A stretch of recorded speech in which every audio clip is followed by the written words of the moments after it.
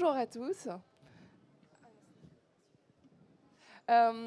Donc, je suis Aurélie Chevalier du cluster Métatlantique.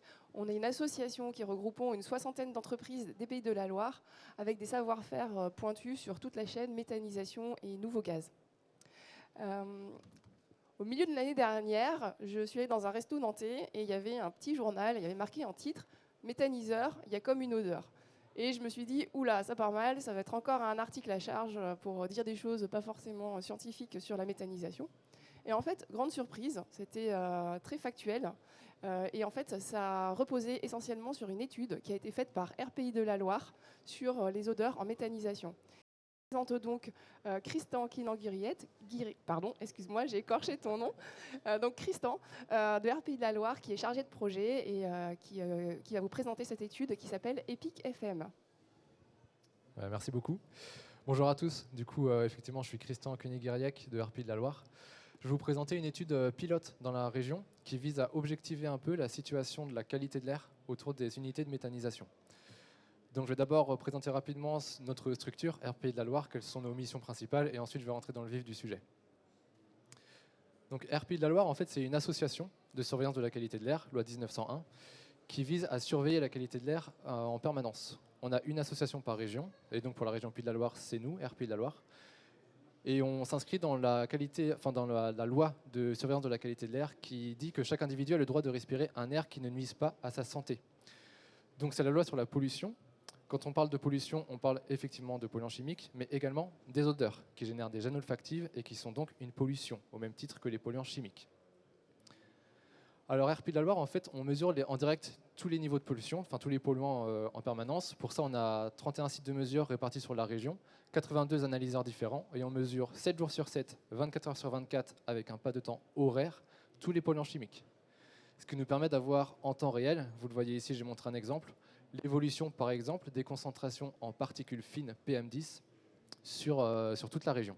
On a les particules fines PM10, mais on a aussi d'autres polluants. Et donc, au-delà de cette surveillance de la qualité de l'air en permanence de la région, on fait également des campagnes de mesures plus ciblées autour d'industries, autour de projets urbains, ou en l'occurrence autour de méthanisation. Et c'est donc dans ce contexte qu'on s'est intéressé à la méthanisation, puisque c'est une filière qui est en plein essor. Je vous ai présenté ici l'évolution temporelle depuis 1980 de la production d'énergie primaire cumulée par méthanisation, en Bretagne et en Pays de la Loire.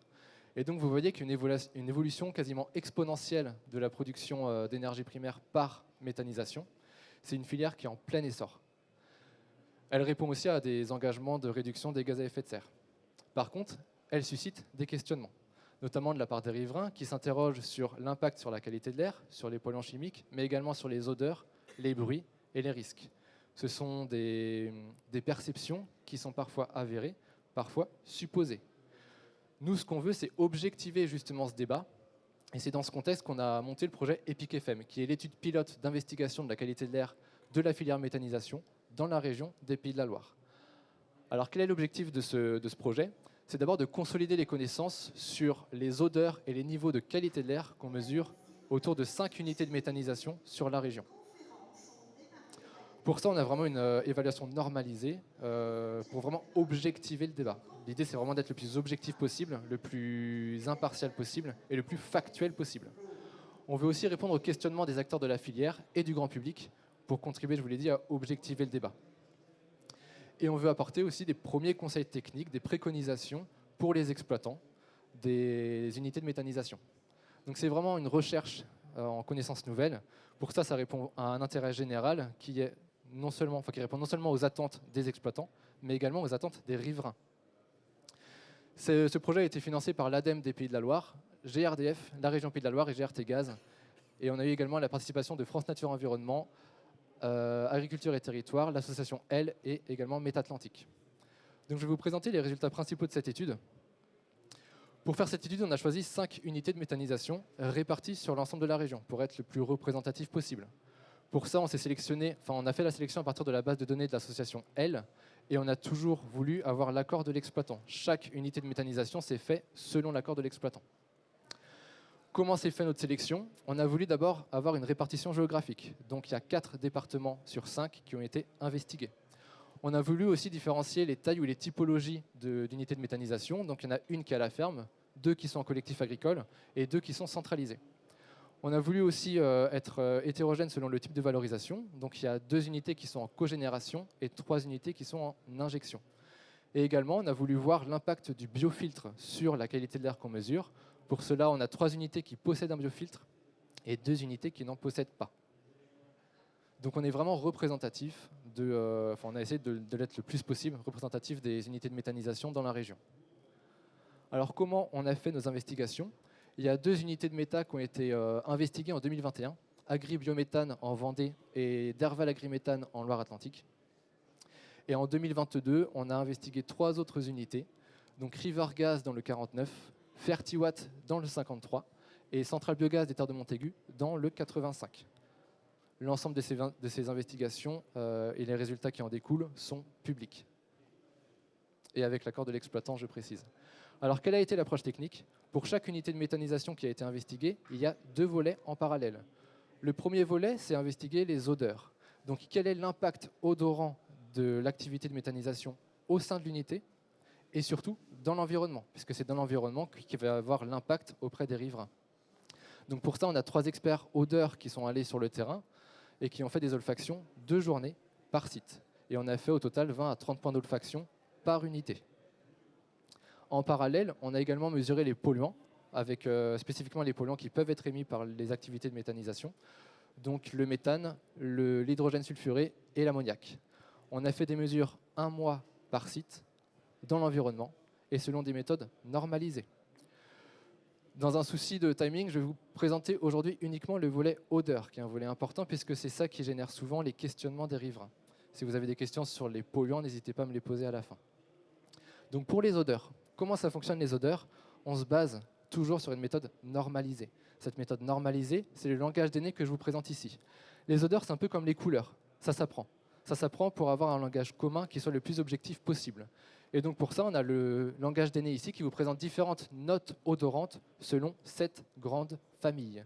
Donc au lieu de sentir une odeur qui dit ça sent bon, ça sent pas bon, j'aime, j'aime pas, on va dire tiens, bah là, ça sent le décadénal, ça sent l'acide butyrique, ou ça sent le sulfurol, etc. Ça permet d'avoir un langage commun le plus objectif possible. Typiquement, dans les méthanisations, on va retrouver surtout des notes alkylées que vous retrouvez en vert, et des notes phénolées pyrogénées que vous retrouvez en marron, et un peu de notes soufrées.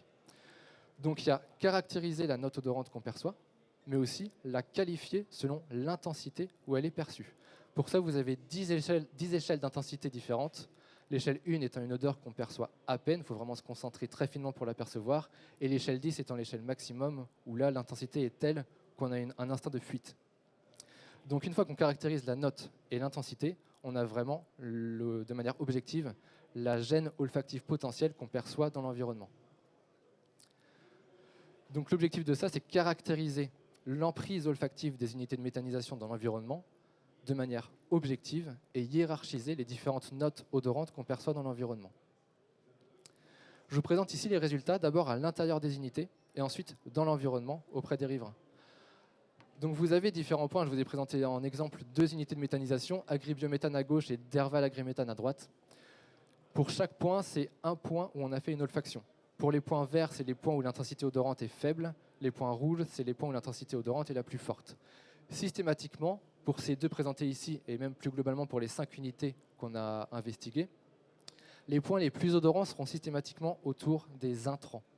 Donc du stockage d'intrants, que ce soit de l'intrant solide ou de l'intrant liquide. Au niveau des digesteurs et post-digesteurs, c'est là qu'on aura les intensités les plus faibles. Et donc c'est vraiment ces processus qui sont spécifiques à la méthanisation, c'est là qu'on aura vraiment les odeurs à intensité les plus faibles. Ces résultats, on les retrouve quelle que soit l'unité de méthanisation qu'on a investiguée. Donc une fois qu'on a défini les différentes intensités et notes odorantes dans un site, on va voir à quelle portée cette gêne olfactive peut se ressentir dans l'environnement. Donc d'abord un petit bilan sur les intérieurs des unités. Les notes odorantes qu'on perçoit le plus, les 3 notes odorantes, ce sont les acides volatiles, le scatol et l'ammoniac. Systématiquement, ce sont ces 3 notes qui ressortent le plus dans chaque unité de méthanisation qu'on a investiguée. C'est tout à fait normal et logique puisque ces notes sont caractéristiques des phénomènes de fermentation et de dégradation organique. Dans une moindre mesure, on observe aussi des notes soufrées. Je vous l'ai dit, les secteurs les plus odorants, c'est vraiment au niveau des intrants, des zones de stockage des intrants, qu'ils soient solides ou liquides, les fosses à lisier, les fosses à graisse et également la trémie lorsqu'elle est en fonctionnement. Les secteurs les moins odorants sont les digesteurs et post-digesteurs, la fosse à digesta, qui sont en fait les secteurs spécifiques au process de méthanisation. Donc je vous l'ai dit, l'objectif maintenant c'est de voir quelle est l'emprise de ce profil olfactif de l'unité de méthanisation dans son environnement. Donc pour ça on a fait d'autres points d'olfaction dans l'environnement à plus ou moins longue distance de l'unité de méthanisation et toujours sous les vents de l'unité de méthanisation. Comme ça on est sûr d'être sous l'influence des émissions potentielles de l'unité. Donc toujours la même logique, hein, plus les points vont vers le rouge, plus l'intensité odorante est intense, plus on va vers le vert, moins elle est intense. Et pour les différents points bleus que vous voyez, c'est qu'on perçoit une odeur, mais qui n'est pas du tout liée à la méthanisation. Systématiquement, ou en fait de manière moyenne, on va dire, dans l'environnement des unités de méthanisation, l'emprise olfactive des activités de méthanisation baisse très rapidement avec la distance. On observe qu'en moyenne, la limite de perception que vous voyez ici matérialisée par le cercle noir, la limite de perception s'établit en moyenne autour de 200 mètres. Qu'est-ce que ça veut dire? Je vous ai présenté ici l'intensité des odeurs maximales en fonction de la distance par rapport au site. Ça veut dire que d'une distance de 0 m à 200 mètres de l'unité, on perçoit des intensités odorantes moyennes à fortes. Mais dès qu'on passe les 200 mètres de l'unité de méta, les intensités deviennent faibles, voire nulles. Autrement dit, l'influence de la méthanisation devient négligeable à partir de 200 mètres. Donc ça, c'est un résultat assez intéressant et qu'on retrouve de manière quasi systématique sur chacune des 5 unités. On a mis en évidence l'impact du biofiltre sur ces odeurs. Pour certaines unités de méthanisation, elles avaient un biofiltre et on constate que sur ces unités de méthanisation qui ont un biofiltre, on a fait des mesures d'odeur avant et après la mise en place du biofiltre. On constate qu'il y a un rabattement des odeurs quasiment de l'ordre de 100% pour les unités de méthanisation qui ont un biofiltre efficace. Donc vous voyez ici en jaune, vous avez les intensités maximales d'odeur perçues pour les notes aminées, acides volatiles et scatol avant le biofiltre. Et en bleu, vous avez les mêmes intensités après la mise en place du biofiltre. Vous voyez un abattement des odeurs de l'ordre de 100% quasiment, ce qui prouve l'efficacité du biofiltre dans les émissions odorantes. Donc si on a des préconisations à faire aux différents exploitants, c'est d'abord de minimiser les durées de stockage. On a vu que les intensités odorantes les plus fortes, c'était au niveau des intrants et des stockages d'intrants liquides et solides. Donc c'est là qu'il faut vraiment limiter les durées de stockage. Limiter également les durées d'ouverture des portes des bâtiments de stockage, naturellement. Couvrir les fosses, si jamais vous pouvez le faire. C'est vrai qu'on a fait des investigations sur des fosses ouvertes et des fosses fermées. La différence en termes d'intensité d'odeur, elle est claire et nette. Et lors des épurations occasionnelles telles qu'un curage, maîtriser les échappements d'odeurs potentiels et informer en amont les riverains. Donc c'est toujours ce dialogue permanent entre les exploitants et les riverains pour avoir la confiance la plus forte possible. Également garantir le bon état de fonctionnement des systèmes de traitement, les biofiltres. On a vu l'impact énorme des biofiltres sur les rabattements des odeurs. Et maintenir les bonnes pratiques comme les nettoyages réguliers des sols de l'unité. Donc pareil, sur un point, on a fait un point d'olfaction avant nettoyage qui était d'intensité moyenne en termes d'odeur. On l'a fait juste après le nettoyage. On ne sentait plus aucune odeur. Donc on voit l'importance de nettoyer régulièrement les sols de l'unité. L'ensemble des rapports, donc il y a un rapport par unité, donc 5 rapports au total, plus un rapport de synthèse. L'ensemble de ces résultats est publié et accessible au grand public sur le site internet www.rpl.org. Donc vous pouvez y avoir accès à tout moment si vous voulez plus de détails dans les résultats. Et également à titre d'information, on fait un projet similaire, mais cette fois à échelle nationale, qui est le projet Akameta, et qui implique pas mal de nos collègues en région. Donc je vous ai dit, on est une association de surveillance de la qualité de l'air, il y en a une par région. Et en fait, on s'est lié avec Atmo Hauts-de-France, Atmo Normandie, Atmo Grand Est, Atmo Nouvelle-Aquitaine et Atmo Auvergne-Rhône-Alpes pour investiguer au total 12 unités de méthanisation sur la France, sur l'échelle nationale. On est aussi en collaboration avec Haussmann, qui est un bureau d'études spécialisé dans les odeurs, justement. Et donc, on fait exactement le même protocole. On fait des processus, enfin des méthodologies d'olfaction et des mesures de polluants chimiques pour vraiment objectiver l'ensemble des résultats en termes de l'air des activités de méthanisation. Donc c'est en cours, ça devrait se terminer en décembre 2024 avec un rapport public également et une data visualisation accessible au grand public. Donc d'autres résultats intéressants à venir.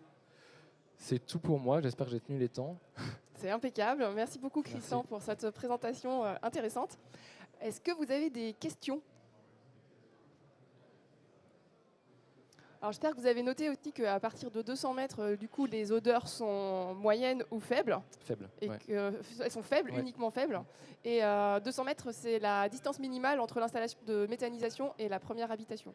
Donc c'est quand même positif aussi par rapport à la perception du public. On va avoir le plaisir maintenant d'accueillir Benoît Dutertre. Bonjour Benoît. Benoît est le dirigeant de l'installation de méthanisation CS Biogaz et il est aussi le président de l'association des agriculteurs méthaniseurs de France pour la région Pays de la Loire. Simplement, Aurélie m'a demandé d'apporter un petit témoignage. J'ai développé CS Biogaz avec un associé. On l'a mis en service en février 2023, il y a un an. Et j'ai aussi un autre site en Mayenne qui s'appelle la SAS Méthamen. Ces deux sites ont la particularité d'être des collectifs agricoles de territoire. Et on injecte sur le site de Méthamen 125 normomètres cubes. Et sur le deuxième site mis en service il y a un an, 135 normomètres cubes, simplement pour vous donner la dimension. La particularité, c'est que ce sont deux sites avec des intrants agricoles uniquement, quasiment uniquement agricoles. On n'est pas équipé de biofiltres. On est sur des territoires ruraux. La SAS Méthamen est située à la périphérie de la ville de Melet-du-Maine, mais à l'opposé des vents dominants. C'est-à-dire que la ville de Melet-du-Maine est protégée des odeurs de Méthamen parce que les vents dominants, le site est placé à l'opposé des vents dominants pour emmener les odeurs vers la campagne plutôt que vers la ville. La problématique odeur, c'est très intéressant cet état des lieux parce que c'est un outil de discussion, au moins quand on cherche à développer des projets d'unités de méthanisation pour rassurer les riverains, pour aborder le sujet problématique odeur, voisinage et tout. C'est quelque chose de très important qu'il faut prendre très en amont du projet pour éviter tout problème. Plus vous avancez, plus vous augmentez les risques de recours et plus c'est compliqué de revenir en arrière, de rétropédaler. Et il faut absolument pouvoir éviter les bombes et désamorcer le plus tôt possible ces problématiques. Moi, j'ai quelques remarques à apporter par rapport à la gestion des odeurs. Des biofiltres, ça donne des résultats, l'étude le démontre. Mais ça a un coût important d'investissement. Après, c'est des contraintes d'exploitation. Ouvrir les portes, fermer les portes, gérer le biofiltre, l'électricité, ça décharge, ça. Voilà. C'est possible sur des projets d'une dimension, je dirais, supérieure à 150 normaux et tout. Sur des petits projets de territoire, c'est vraiment coûteux. Ça, c'est le premier point. Et ça peut venir superposer une couche en plus d'autres contraintes qui peuvent plomber l'économie des projets ou des projets moyens à petits. La deuxième chose, c'est que la méthanisation agricole, en France surtout, on a la prime à l'effluent, on valorise les effluents d'élevage. Les vaches, ça bouse, ça sent le fumier, et c'est aussi le propre des territoires ruraux que de brasser du fumier, avec méthanisation ou sans méthanisation. Et à un moment donné, il faut que les élus, même les porteurs de projets, il faut aussi pouvoir assumer le fait que on ne met pas forcément des cultures énergétiques dans nos méthaniseurs, mais on essaie de mettre le maximum de fumier. Et quand on bouge des fumiers, ça sent mauvais, c'est sûr. Par contre, l'avantage, c'est que quand on sort des digestats, là, il n'y a plus d'odeur. Et moi, j'ai une toute petite anecdote à vous rapporter sur ce sujet-là, c'est que on avait communiqué pas mal avec le voisinage quand on a mis en service Melet-du-Maine en février 2020. Ça s'était très bien passé, on n'a pas eu de problème d'opposition. En revanche, il y a eu une campagne d'épandage comme chaque année en février et mars, les mois qui ont suivi la mise en service. Eh bien, des voisins du site qui ne sont pas méthaniseurs ont épandu sur 3 jours énormément de lisiers très malodorants, à l'opposé du site, à l'opposé de la ville. Les vents dominants ramenaient cette odeur vers la ville. Et quelque part, plusieurs personnes ont fait le raccourci entre la mise en service de l'unité de méthanisation et les épandages de lisiers, mais qui ne nous concernait absolument pas. Donc ce genre de sujet, on l'a traité tout de suite. C'est-à-dire qu'on a bien étudié, on a mis une petite girouette sur le site pour surveiller les vents. Et on a enregistré, dès qu'on a des plaintes, on l'enregistre sur un petit cahier et on informe le public en disant voilà, oui, c'est nous. Il faut assumer quand ça sent mauvais. Ça peut arriver. Les vents sont d'est, on décharge des grosses quantités de fumier de lapin, ça sent mauvais, on l'assume, on dit voilà, tel jour on a fait des brassages, ça sera passé demain. Par contre, il arrive que ce ne soit pas du tout nous, et il est tout de suite important d'expliquer les choses, que les vents sont contraires et que ce n'est pas la méthanisation. Voilà, je pense que le dialogue est super nécessaire et que parfois il faut bien expliquer les choses, que les fumiers, on ne fait pas de méthanisation avec des pétales de rose, pour reprendre l'anecdote. Voilà, je ne sais pas si j'ai été clair, Aurélie. S'il y avait d'autres questions. Merci, pour moi c'était parfaitement clair et je te remercie Benoît pour ce retour d'expérience du terrain. Est-ce que vous avez des questions ? Écoute, je te remercie, je ne te retiens pas plus longtemps, tu es sans doute très occupé. Merci à toi. Et je vais laisser la parole à Franck Hervieux. Donc Franck est le dirigeant de l'entreprise TC Innov, spécialiste du traitement de l'air. Il va vous présenter les solutions et les raisons aussi autres que la partie odeur pour lesquelles traiter ces odeurs. Merci. Bonjour à toutes et à tous. C'est sur quoi qu'on a vu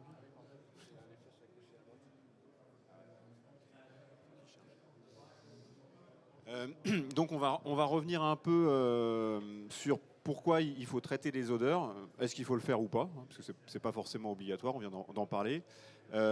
Comment on construit une solution autour du traitement des odeurs, sur quels éléments on doit réfléchir avant de savoir si on y va ou si on n'y va pas. Parler quand même des inducteurs financiers liés au traitement des odeurs, on en a parlé tout à l'heure, c'est un investissement qui peut être conséquent. Et en fonction des procédés, on peut avoir des investissements du simple au double. Et puis, vous présenterez de façon très très succincte les différents procédés les plus courants utilisés, puisque vous verrez, il y en a plusieurs, qui ont bien sûr des avantages et des inconvénients. Et puis une petite conclusion. Pourquoi traiter les odeurs? On en a parlé. Pour moi, un des éléments les plus importants, c'est l'acceptation de votre projet au niveau des parties prenantes, de vos riverains. On l'a évoqué tout à l'heure, au plus tôt vous vous posez la question de est-ce qu'il faut le faire ou pas et qu'est-ce qu'il faut mesurer, au plus facile sera l'acceptation de votre projet au niveau des parties prenantes. Donc ça, c'est un élément essentiel de dire on s'est posé la question, on a étudié et on a considéré qu'il fallait oui ou non, et si oui, voilà vers quoi on va. Donc ça, c'est le premier point. Le deuxième point, c'est depuis 2021, il y a un certain nombre de législations qui se sont un peu durcies sur le périmètre de traitement d'odeur. Et donc, il y a, en fonction de la taille de votre installation, des contraintes législatives. Le troisième élément, c'est l'intégrité de votre bâtiment. En fonction de vos entrants, vous pouvez avoir quand même des émanations assez fortes, soit d'ammoniac, soit d'H2S. L'ammoniac pouvant, si votre bâtiment n'est pas bien ventilé, dégrader un certain nombre de vos équipements.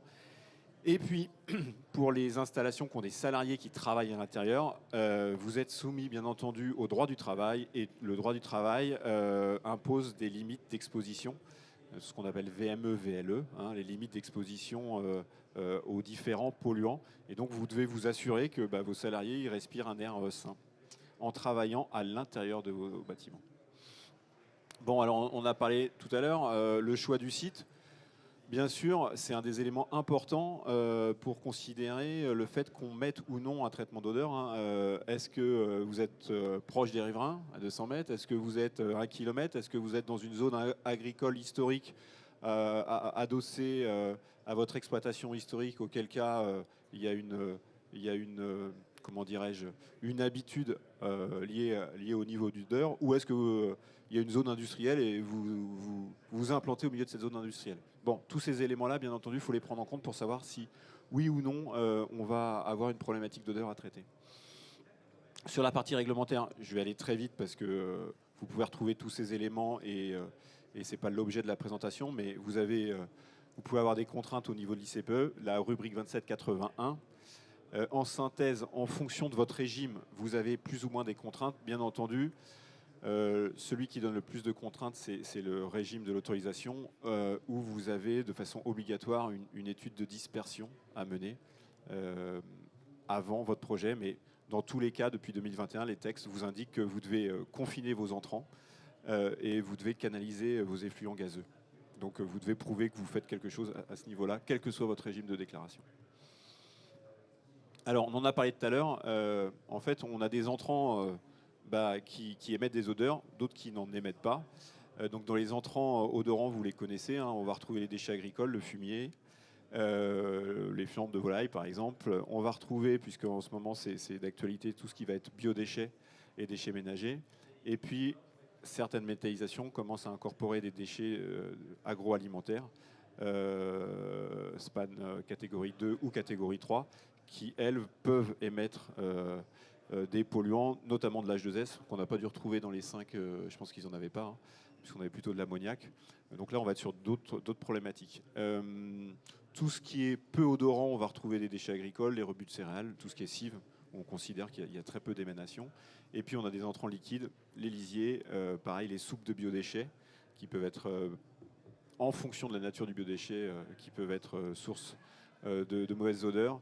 Et puis tout ce qui va être graisse animale, sang animal, où on en voit de plus en plus sur des grosses unités de méthanisation. Donc bien sûr, c'est logique, mais on demande à ce que tout ce qui est entrant odorant soit à l'intérieur, hein, dans un bâtiment fermé. Tout ce qui est bien sûr non odorant, il n'y a aucun problème pour les laisser dehors. Et puis tout ce qui est entrant liquide est souvent dans des fosses ou dans des cuves. Alors l'étude de dispersion, si on revient un tout petit peu dessus, au départ du projet, ça vous dit quoi cette étude? Alors nous on n'en fait pas, hein. Mais vous avez vu qu'en fonction de votre registre, vous pouvez être amené à en faire. En fait, l'étude de dispersion, elle évalue ce qu'on appelle les unités d'odeur et elle vous dit quelle est votre autorisation à émettre des odeurs pour que vos riverains à 200 mètres, 300 mètres, 500 mètres ne soient pas embêtés. D'accord? Donc ça fait le chemin inverse, c'est-à-dire que pour arriver à un niveau d'odeur acceptable, on va vous dire il faut que sur votre site, vous ne dépassiez pas tel niveau d'odeur. Et donc ça vous donne un peu votre autorisation à générer des odeurs à un seuil maximum, quoi. Donc c'est ce que vous dit cette étude de dispersion. Pardon.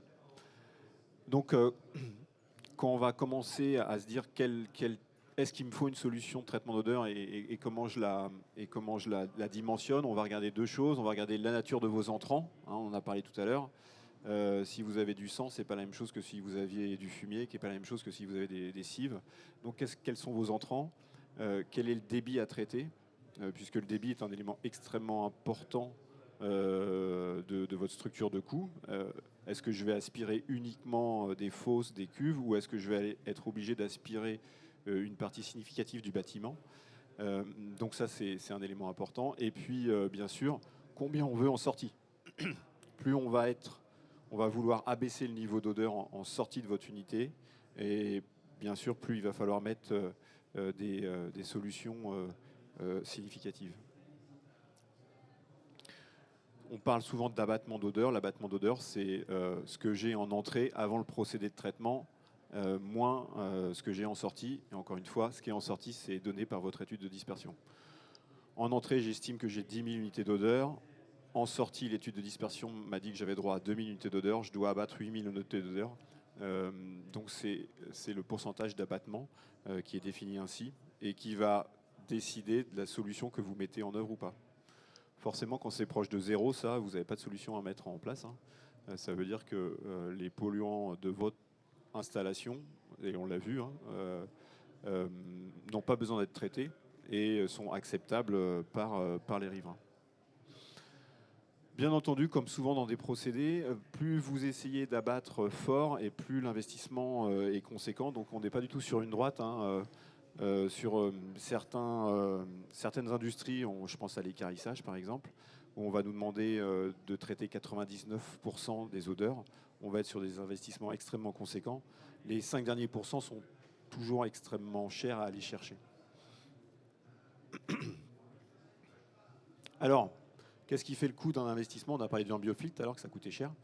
Et encore, ce n'est pas le plus cher. Qu'est-ce qui fait votre coût exploitation plus coût d'investissement? Vous allez retrouver votre débit d'air. Hein. Si vous avez à traiter 100 mètres cubes ou si vous avez à traiter 10 000 mètres cubes heure, ce ne sera pas du tout le même investissement. Vous avez, ce que j'ai évoqué tout à l'heure, le niveau d'abattement. Vous voulez abattre 80%, 50% ou 99,9%. Et puis la technologie que vous allez choisir, elles ne sont pas comparables entre elles en termes de coûts, tant en termes de coûts d'exploitation que de coûts d'investissement. Bon, je vais évoquer 3 technos, il y en a plein d'autres, mais c'est 3 technologies qui sont extrêmement répandues, l'adsorption, les bioprocédés, dont le biofiltre qu'on vient d'évoquer, et puis tout ce qui est absorption, laveur de gaz. Si on parle de l'adsorption, donc ça c'est peut-être le procédé le plus connu puisqu'il s'agit du charbon. Donc si vous avez une cuisine avec une hotte, 9 chances sur 10, vous aurez du charbon dans votre hotte. Donc c'est un transfert de molécules de la phase gazeuse sur la surface du solide. En fait, en fonction de la typologie de vos polluants, on a différents types de charbon. Et en fait, on peut faire une cuisine avec différents types de charbon pour traiter l'ensemble des polluants. Alors, c'est une technologie qui marche très bien.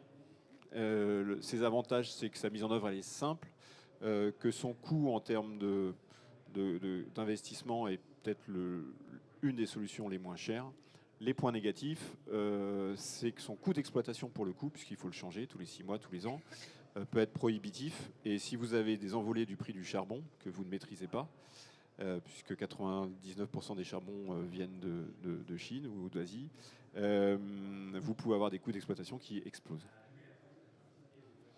Un autre des traitements qu'on trouve beaucoup en méta, c'est tout ce qui est traitement bioprocédé. Donc là, on va oxyder avec des micro-organismes vos molécules polluantes, le NH3 ou l'H2S. Donc on a différents types de bioprocédés. Ce qu'on retrouve beaucoup dans les unités de méta, c'est des supports végétaux. Hein. Donc on va retrouver de l'écorce, on va retrouver de la tourbe, de la fibre de coco, bon bref. Donc c'est un substrat qui est végétal. Et puis on peut aussi avoir des substrats minéraux, avec de la pouzoulane par exemple. Pareil, en fait, comment ça va fonctionner? Ça va être en fonction de vos polluants. Vous allez avoir différents types de bactéries qui vont se développer et qui vont oxyder. Donc, entre guillemets, pour chaque polluant, vous avez une typologie de bactéries associées, quoi. Donc là, je vous ai mis 2 photos. Alors, la première à gauche, là, c'est un biofiltre végétal, hein, dans une installation de méthanisation qui n'est pas très loin d'ici, d'ailleurs. Et puis à droite, alors là on ne voit pas à l'intérieur, mais à l'intérieur de cette cuve-là, vous avez en fait des minéraux, hein, de la pouzoulane, et on vient passer l'air à l'intérieur de ce traitement-là. Alors ce qui est intéressant, je vous ai mis les 2 photos, c'est que ça traite exactement le même débit. Donc il y a des écarts, c'est-à-dire que le biofiltre minéral a besoin de beaucoup moins de surface, de temps de contact pour traiter qu'un biofiltre végétal. Alors, si on parle du végétal, alors la mise en œuvre reste simple, hein, parce que c'est du bois qu'on met dans une forme de piscine, si vous voulez. Il y a un coût d'exploit qui est pas extrêmement conséquent. Il faut le changer tous les 4, 5, 6, 7 ans. Ça dépend du support que vous avez mis. Hein. Mais on a des biofiltres qui arrivent à tenir 7 ans. La difficulté, c'est que la performance, elle est associée au bon développement bactériologique, qui est difficilement maîtrisable et qui dépend quand même du fait que vous ayez assez de polluants pour que les bactéries se développent. Donc on peut des fois être dans des situations où, si vous voulez, comme il y a peu de pollution, il y a un petit développement de bactériologique, et le jour où vous avez des pics, il n'y a pas assez de bactéries pour abattre ces pics-là. Donc ça reste un procédé intéressant, mais il faut une certaine continuité des polluants et peu de disparité. Si on prend le minéral, alors le minéral, ça a une meilleure efficacité d'ailleurs que le végétal. Si vous avez des questions, je pourrais vous expliquer, mais on a un coût d'exploitation extrêmement faible, puisque nous, on a des biofiltres minéraux qui ont 10 ans. Bon, la pouzoulane, elle ne se dégrade pas, hein. Les inconvénients, on retrouve la même chose, hein, c'est un traitement bactériaux. Donc si vous n'avez pas des entrants suffisants, si vous avez une trop forte variabilité, et ben, vous n'avez pas forcément la concentration de bactéries qu'il faut pour abattre. Et puis il y a des risques de colmatage beaucoup plus importants sur les bophytes minéraux. Donc il peut y avoir des solutions, mais il faut se poser la question de comment je vais m'assurer qu'il n'y a pas de colmatage. En fait, le développement bactériologique va générer des glaires, si vous voulez, puis à un moment donné, ça bouche, et puis il n'y a plus rien qui passe. La dernière grande famille de procédés, c'est tout ce qui est lavage de gaz, hein, c'est ce qu'on appelle l'absorption. Donc là, on va faire un transfert entre la phase gazeuse et la phase liquide. Et en fonction du polluant, on va accélérer ce transfert avec soit de l'acide sulfurique pour abattre l'ammoniac notamment, soit de la soude pour tout ce qui va être soufré, soit de la soude et de la javel ou du peroxyde si on doit aller chercher d'autres composants soufrés, des mercaptans, des choses comme ça. Ce qu'on retrouve peu en méthanisation, ce qu'on peut retrouver quand on va avoir justement des entrants agroalimentaires, hein, du sang ou des graisses, où là on peut avoir effectivement ces polluants. Bon, là je vous en ai mis, souvent on parle de tour de lavage, mais il y a aussi des tours de lavage horizontales. Je vous en ai mis une là qui traite l'ammoniac d'un côté et puis les composés soufrés de l'autre. Alors, ce qui est intéressant, c'est un des procédés de lavage de gaz de référence dans le procédé de traitement, avec une très grande efficacité d'abattement. On peut aller chercher sur de l'ammoniac du 99%. C'est paramétrable, hein, puisque c'est de la chimie. Hein, donc, en fonction de ce qu'on injecte, on a une lecture directe de notre capacité d'abattement. Le souci, c'est que c'est pas donné, ces petites bêtes-là. Donc, on a un coût d'investissement significatif. Et puis, vous avez quand même un coût d'exploitation associé à vos produits chimiques, hein, puisque l'acide, il faut l'acheter, la soude, il faut l'acheter. Il faut aussi l'évacuer. Alors, point que je n'ai pas évoqué, sur des très grosses installations qui ne sont pas de méthanisation, mais de traitement de déchets, par exemple, vous pouvez avoir les 3 procédés. Hein. Vous avez par exemple l'unité de traitement de la ville de Bayonne, qui est en plein cœur de la ville, où vous avez d'abord des tours de lavage, après vous avez un biofiltre, et vous finissez par 4 gros charbons, pour faire en sorte que les gens qui vivent à Bayonne aient un air acceptable. Voilà. Donc on peut les cumuler. Hein. En synthèse, qu'est-ce qu'il faut, ce qu'on a redit là, c'est que il faut se poser la question de est-ce que j'ai besoin d'un traitement d'odeur. Il faut poser le problème, parce que c'est comme ça que vos opposants, s'il en existe, verront que vous avez pris le sujet au sérieux. Donc c'est vraiment important de se poser la question au départ du projet, est-ce que j'en ai besoin ou pas, quel est mon niveau d'odeur au départ sur le site, est-ce que j'ai besoin, via une étude de dispersion, de traiter ou non. On va dire en France, moi je considère qu'il y a 7 métas sur 10 qui n'ont pas besoin de traitement d'odeur, hein, parce qu'elles sont implantées dans une zone où il n'y a pas de problème, parce que les entrants sont peu polluants. Donc c'est pas forcément le cas. Mais travailler le sujet pour vous assurer que c'est pas nécessaire. Grosso modo, tous les projets qui ont travaillé le sujet en amont ont peu de problèmes d'acceptabilité des parties prenantes. C'est-à-dire qu'il y a des études qui sont faites, on montre qu'on a pris au sérieux la chose, qu'effectivement on a regardé les vents, voilà, et ça facilite grandement les porteurs les projets. Donc c'est un des éléments essentiels au-delà de la partie législative pour moi. C'est vraiment la partie acceptabilité de votre projet, quoi. Bien entendu, essayer de privilégier des solutions sur mesure. Je vous en ai présenté 3. Bon, il y en a d'autres. En fonction de vos contraintes, investissement, CAPEX, OPEX, taux d'abattement, il y a différentes solutions qui sont plus intéressantes les unes que les autres. Donc c'est pas forcément un biofiltre, c'est pas forcément un laveur, c'est pas forcément un charbon. Il faut vraiment faire du sur-mesure, et chaque cas est extrêmement différent. Et puis, on l'a dit, on l'a revu dans les études, si vous investissez dans du matériel pour traiter les odeurs, faut l'exploiter et l'entretenir, parce que les odeurs, c'est notamment l'été d'ailleurs, ça se dégrade, et donc si vous avez une installation, il faut correctement l'exploiter et l'entretenir, même si c'est pas toujours évident, parce que tout le monde court partout, mais mais c'est un élément important. C'est-à-dire que des fois, on voit des choses où à neuf, tout va bien, et puis on revient 2 ans après, et il y a des fortes dégradations sur l'aspect olfactif. Voilà, j'en ai fini, je crois. Si vous avez des questions.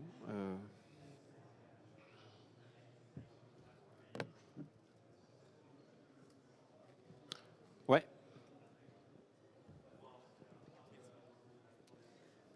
Merci beaucoup. J'avais juste quelques questions sur des ordres de grandeur, sur les CAPEX, OPEX, Ouais. des différentes technologies qu'on a, grosso modo. Hein, Ouais, bien sûr.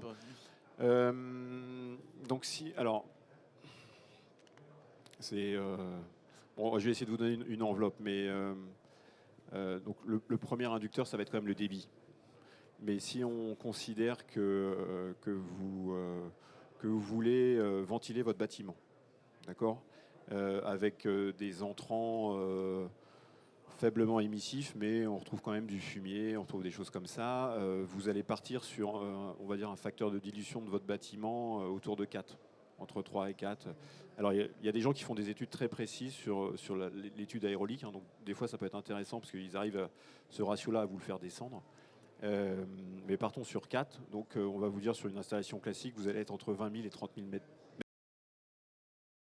Là-dessus, sur un biofiltre avec le ventilateur, les gaines et tout ça, vous allez être entre 200 et 300 000 euros. D'accord. Sur un charbon, vous allez plutôt être à 100 000 euros. Sur un laveur, vous allez être, comme sur un biofiltre, vous allez être entre 200 et 300 000 euros. D'accord. Mais après, ça dépend vraiment de ce que vous voulez mettre, quoi. C'est-à-dire que, est-ce que vous mettez un ventilateur tout inox parce que vous voulez qu'il dure 10 ans, qui va vous coûter 30 000 euros, ou vous partez sur un ventilateur acier simple qui... Bon, il y a des inducteurs assez forts. Pareil sur la partie électricité, automatisme.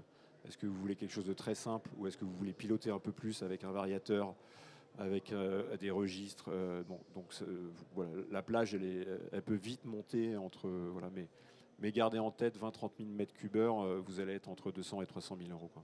D'accord.